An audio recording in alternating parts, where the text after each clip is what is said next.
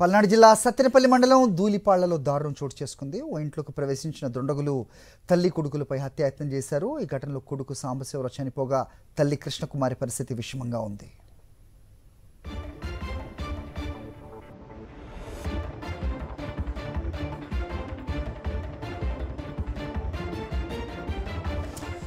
దీనిపై అప్డేట్స్ మా కరెస్పాండెంట్ అశోక్ ఇస్తారు. అశోక్, చెప్పండి, ఎవరి పని అయి ఉంటుంది ఇది? సో పాత కక్షలు ఏమన్నా ఉన్నాయా?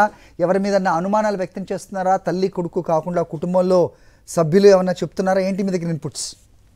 దాదాపు పోలీసుల చెప్తున్న ప్రకారం అయితే ఖచ్చితంగా ఇది కుటుంబ మధ్య నెలకొన్న వివాదమని చెప్తున్నారు. ఇప్పటికే ఎవరైతే అత్యంత దారుణంగా హత్యాయత్నం చేశారో, తల్లి కొడుకులపై హత్యాయత్నానికి పాల్పడ్డారో వాళ్ళ ముగ్గురిని పోలీసులు అదుపులోకి తీసుకున్నారు. అయితే వీళ్ళ ముగ్గురు చిలకలూరుపేట నియోజకవర్గంలోని గణపవరానికి చెందిన వారిగా పోలీసులు చెప్తున్నారు. అయితే పూర్తి సమాచారం రాబట్టేందుకు విచారణ కొనసాగిస్తున్నారు. ఖచ్చితంగా ఇందులో కుటుంబ గొడవలు ఉన్నాయని కూడా పోలీసులు చెప్తున్నారు. ఎవరైతే ఈ దాడిలో అత్యంత దారుణంగా దాడి చేయడంలో కొడుకు సాంబశివరావు మృతి చెందారు. అలానే తల్లి కృష్ణకుమారి పరిస్థితి విషమంగా ఉంది. అయితే కొడుకు సాంబశివరావు భార్యతో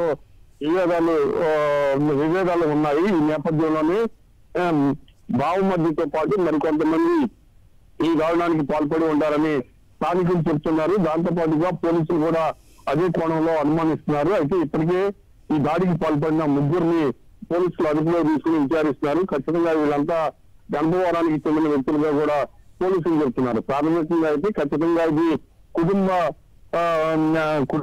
కలహాల నేపథ్యంలో జరిగిన గొడవలని చెప్తున్నారు.